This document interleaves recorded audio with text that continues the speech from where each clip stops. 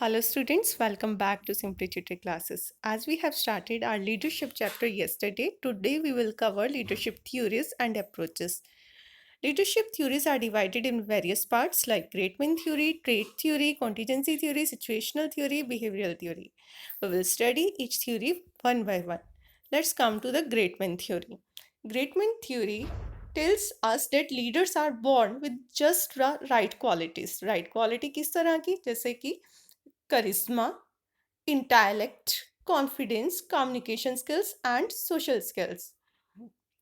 Generally इस theory suggest करती है जो बेस्ट लीडर्स होते हैं वो लीडरशिप वाली क्वालिटीज इनहेरेंट ही लेकर आते हैं। इनहेरेंट मतलब अपने एंसेस्टर से ही लेकर आते हैं, अपने पूर्वजों से। मतलब उनके फादर भी लीडर रहे होंगे, फादर के फादर भी लीडर रहे होंगे, तो इस तरीके से लीडरशिप क्वालिटीज उनके अंदर बाय नेचर, बाय फैमिलीज के जो हम बोल सकते हैं बाय फैमिली नेचर आते जाते हैं।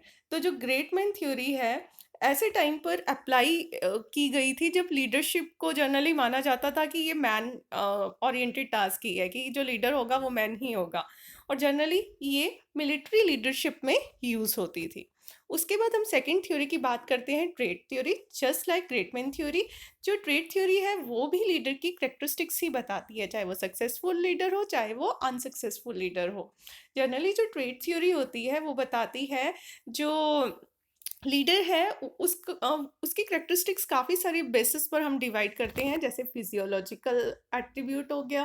फिजियोलॉजिकल जो एट्रीब्यूट होता है उसमें लीडर की अपीयरेंस, उसकी हाइट, उसका वेट, उसके अलावा डेमोग्राफिक कैरेक्टरिस्टिक्स हो गया, जैसे एज क्या है, education, family background and intelligence which encompass decisiveness, judgement and knowledge. मतलब यहाँ पर लीडर की इन कैरेक्टरिस्टिक्स के बेस पर जाना चाहता है कि लीडर के अंदर जजमेंटल पावर है, नॉलेज है, या डिसीजन लेने की क्षमता है भी या नहीं। क्या क्या बताया मैंने, कौन कौन सी कैरेक्टरिस्टिक्स डिवाइड करी? फिजियोलॉजिकल, जिसके अंदर बताया अपीयरेंस, वेट, हाइट, डेमोग्राफिक, जिसमें बताया age, education and family background and intelligence level. ठीक है, नेक्स्ट थ्योरी पर आते हैं, कॉन्टिजेंसी थ्योरी। कॉन्टिजेंसी थ्योरी क्या बोलती है? कॉन्टिजेंसी थ्योरी एम्फेसाइज करती है कि जो लीडर की जो डिसीजन है वो जनरली किस पर डिपेंड करते हैं? जनरली सिचुएशन पर डिपेंड करते हैं। तो लीडरशिप बताती है कि no one leadership style is applicable to all situation, कि एक ही जैसा लीडरशिप स्टाइल हम बार बार हर सिचुएशन में यूज नहीं कर सकते। मतलब जैसे ही हमारे पास सिचुएशन होगी उसके अकॉर्डिंग हमें क्या करना पड़ेगा? लीडरशिप स्टाइल चूज करना पड़ेगा। तो नेक्स्ट थ्योरी पर आते हैं, अप्रोच पर। ये हमारे सिलेबस के अंदर भी है, बहुत अच्छे से करनी है आपने, situational leadership.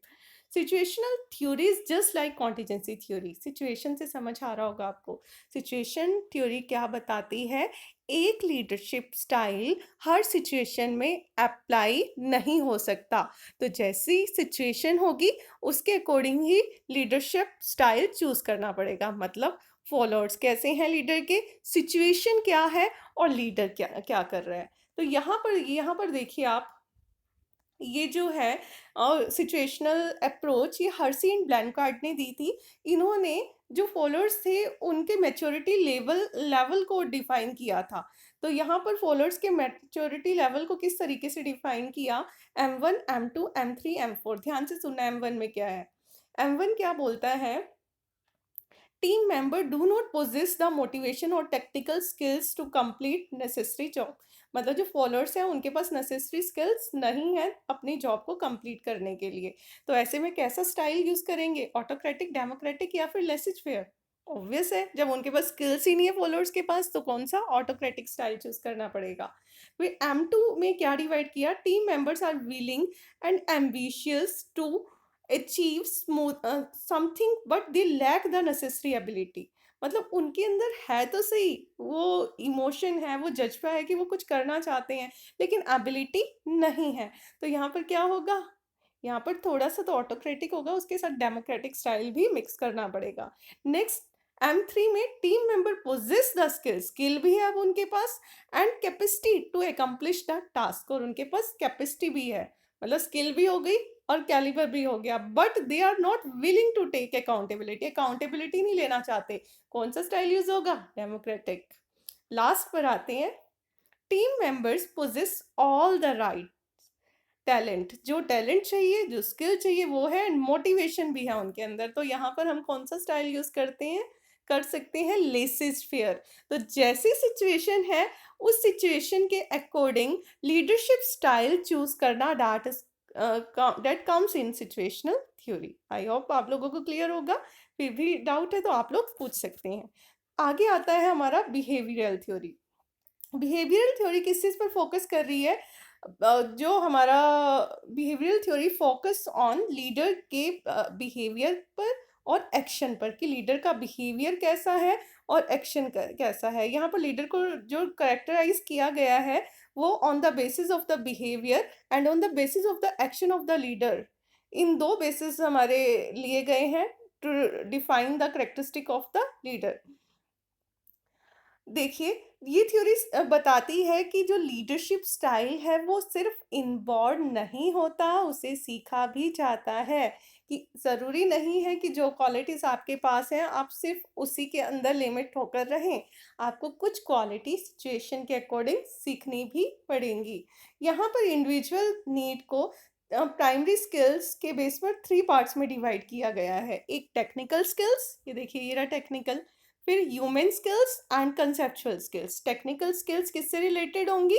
Related to the technology, मतलब लीडर को टेक्नोलॉजी की कितनी नॉलेज है। ह्यूमन स्किल मतलब जो लीडर है वो अपने फॉलोअर्स के साथ कैसे रिलेशन मेंटेन करके चलता है। कंसेप्चुअल स्किल्स मतलब एक तरह से डिसीजन मेकिंग वाला पार्ट हो गया, कि जो वो टास्क करने जा रहा है उसके बारे में उसका क्लैरिटी ऑफ थॉट्स भी है या फिर नहीं।